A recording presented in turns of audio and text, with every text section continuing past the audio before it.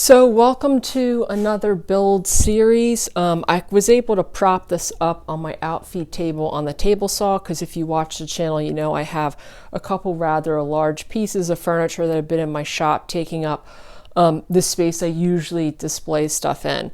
But this will work for the intro, and when I put finish on this, which will be pretty soon, I'm thinking of transferring it to another spot, and I should be able to get some good photos there as well. But like I said, this will work for the intro. So this project I'm pretty excited about for multiple reasons. One of them being that I designed this myself. A lot of times on this channel, the projects I'm making are, most of the time on this channel, the projects I'm making are someone else's furniture. So I will design it in the sense of what I think is the proper way to build, but I'm usually just copying stuff from a photo. It's pretty rare that I get creative license to make something. So that was nice as well. But also there is some electronics and some mechanics involved in this, which I do like tinkering with, especially when it ends up working out, which this did. So I enjoy a nice level of troubleshooting. Troubleshooting can quickly become flustering and frustrating, but the design for this, which I kind of thought up beforehand, ended up working out really well to the point where I was actually surprising myself. There's usually tinkering involved with any sort of design, but this one pretty much works without a hitch. So that was nice as well.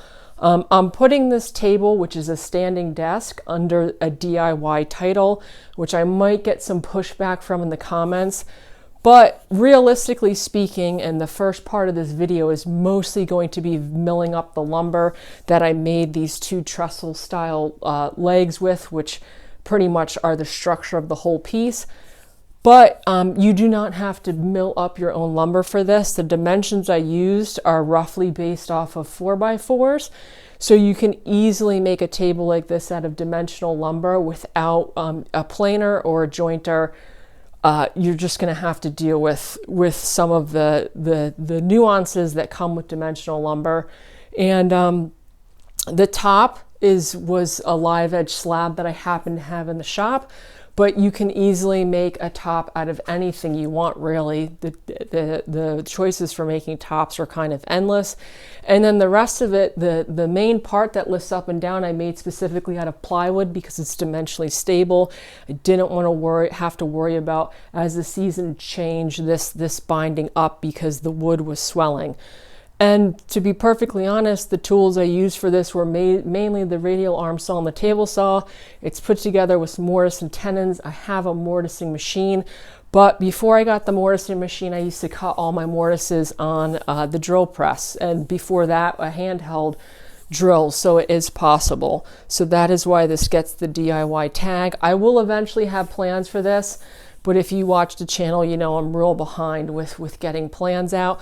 But like I said, this is a very simple design, so it shouldn't be hard to get those out. But just to kind of show it off without...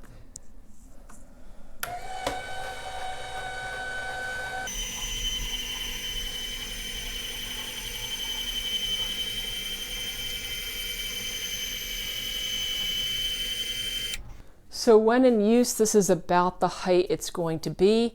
And the linear actuators I got for this project when I first started researching this, because this is a gift for someone, and I kind of researched what made these tables work because I honestly didn't know.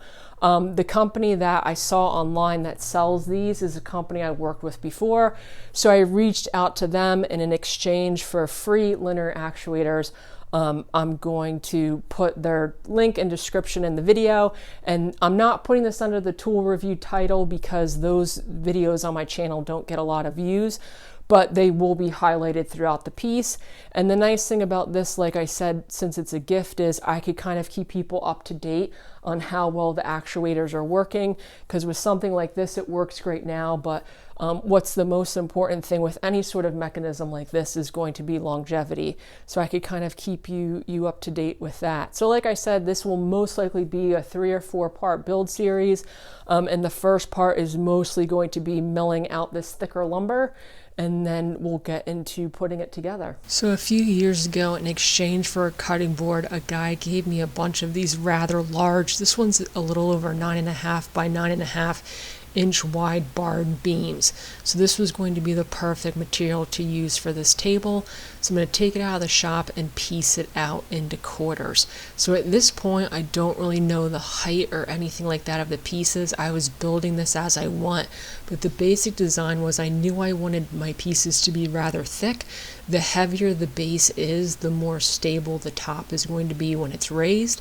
And I wanted to make a traditional trestle style ends with 2 vertical pieces, and in between those vertical pieces is how I wanted to hide the mechanism for lifting and lowering that linear actuator. So as I'm showing here, I'm just going to cut this in half and then take the 2 pieces and cut those in half. I enjoy this sort of chainsaw work. I've been using a chainsaw for many years, so this is pretty simple. I will get some curve cuts that I'll have to even out, but even with this cut in pieces, I knew my chunks were going to be well oversized, and then I can mill them to dimension. Now obviously, if you have no experience with a chainsaw, I do not recommend starting on something like this, which is why I do say that I consider this a DIY project, because if you don't have old barn beams laying around your shop, as you can see, my finished dimensions are about 3.5 by 3.5, which is essentially what a 4x4 is.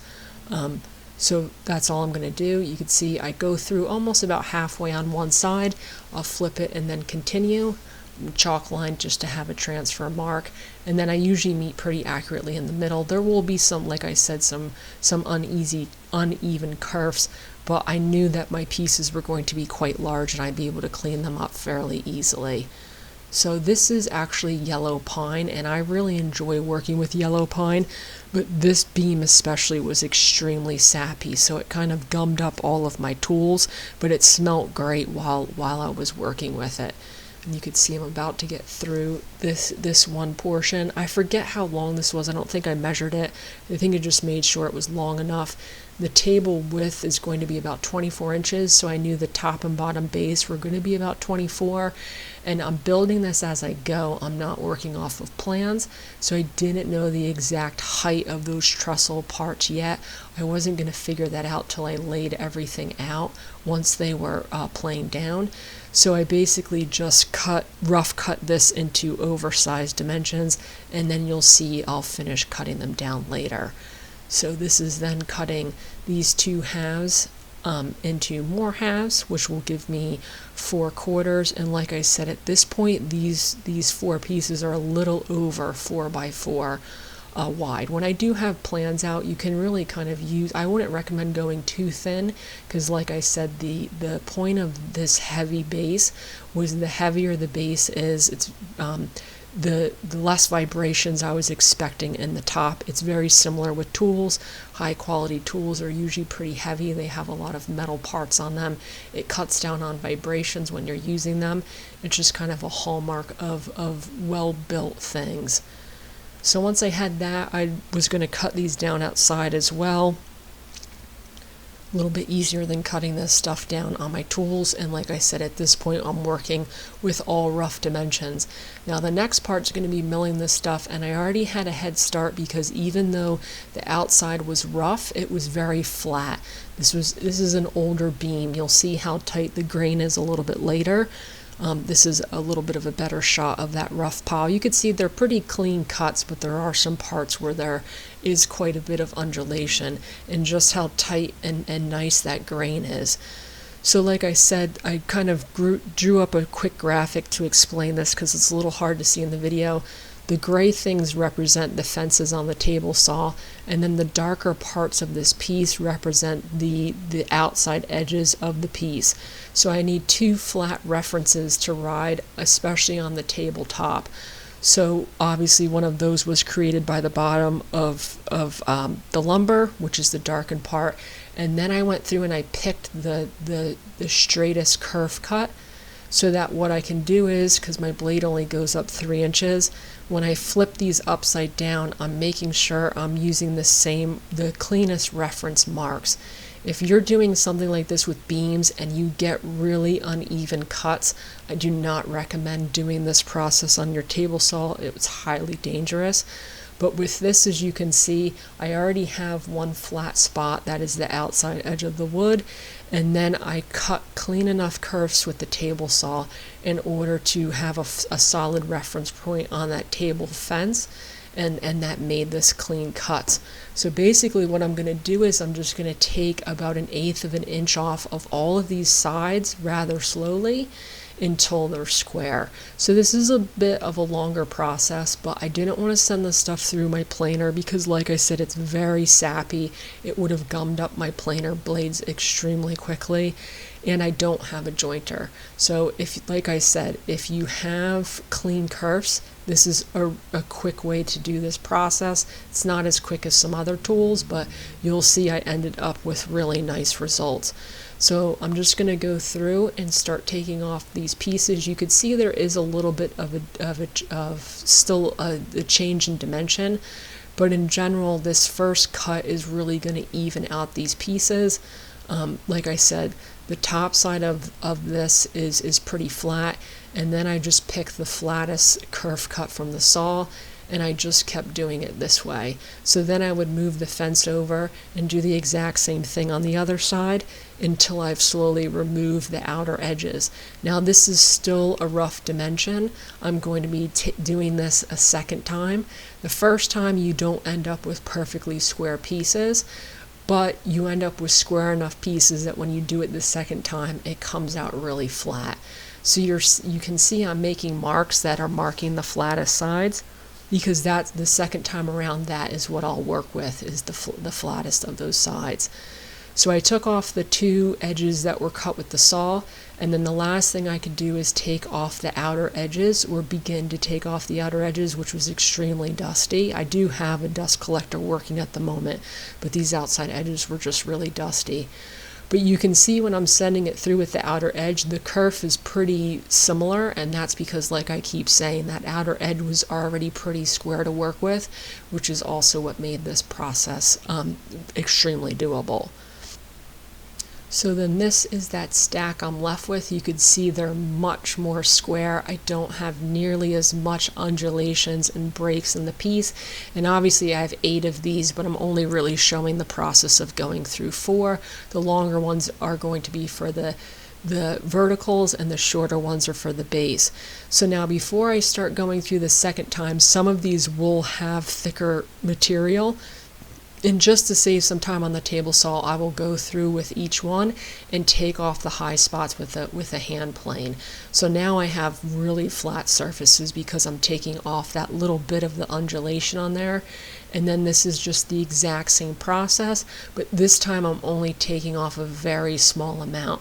And my final dimensions were almost exactly 3.5 by 3.5.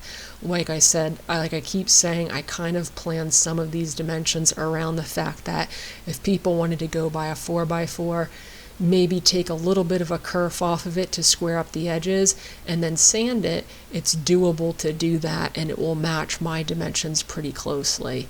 But as you can see, I'm just going through and I'm sending all of these through on one side. I mark the sides that are, because now the side that I just cut is officially done. I could flip it over and do the other side, and then once again flip it over and do all 4 sides until they're done. And like I said, this process is a little bit longer, but I was really happy with how they turned out. And it's definitely more square than lumber I've been getting from the store recently. Now the blade I have in my table saw is a brand new 24 tooth ripping blade.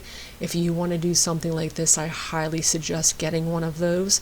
This went through this material extremely cleanly, and since it was a 24 tooth blade that was brand new, it went through it fast as well. So, and it gave me a nice clean cut. This stuff barely needs to be sanded. So you can see I went through on my 2 side edges, and then I could just move this over incrementally, and then I could go through on my last 2 edges. So at this point I'm a little under 4 inches. I'll take it down to about 3 5/8 on this first cut, and then when I flip it and do the last cut, I'll move it to my final dimension, which is 3.5. So that is my stack as of right now. You can see I have just one last side to do. As I go on, the D obviously stands for done, because it can get confusing because I'm doing all 8 of these at once, which side's finished and which side isn't, because at this point it is getting very square. So I'm only removing a little bit of material, and then I could make my final change to the fence and send all of this through. So like I said, the bulk of this video is milling all of this lumber. This was one of the longest parts of this project. And then this is my finished stack. You can see there's almost no changes in the top or the bottom. There's no daylight showing through, which means there's no big gradient changes on this wood over the course of the material. So I could tell it was pretty square. I obviously put a square on it as well, and like I keep saying, I was pretty happy with how this stuff turned out. So I went to the cross-cut saw and I took off just the edge of one of these. Some of this material towards the end was pretty compromised. You'll be able to see in the video there's some termite damage to it. If you don't like that sort of look, I do not recommend using reclaimed lumber. You can spend an arm and a leg to get clean reclaimed lumber, but in general a lot of stuff will have marks and dings and bug damage in it. I personally think that adds to the character of the piece, which is why I like working with this sort of stuff. And then I can go through and mark all these. Like I said, the bases I cut down to, I think it was about 23 inches, because I knew the top was going to be 24. And then you could see with this lined up just how nice that grain is and just how square these pieces turned out. Like I said, I threw a square on there. There's no daylight showing through, so this stuff's going to be pretty easy to work with going forward. I marked top and bottoms and inside and outsides before I continued, and then I alternated the grain like you would for a tabletop. I don't think it matters as much with something like this, but it's not going to hurt, which is why I did it. And then you can see side 2, outside. And then I happen to have a 4x4 in the shop. You could see just the huge difference in the grain pattern. So then the next video is when I'm going to start tackling the rest of this, and the basic idea is I'm going to nestle that linear actuator in a cradle that rises and lowers, that's connected to a kerf and the 2 pieces of wood. That will also have a piece on the front to kind of keep everything in the same plane. At this point, this idea was just a theory. I was really fortunate that it ended up working out pretty much exactly how I wanted it to. That doesn't always happen, but it will make for a nice build series for this. I just kind of laid out the actuator on the rough out of this to show what it's going to look like.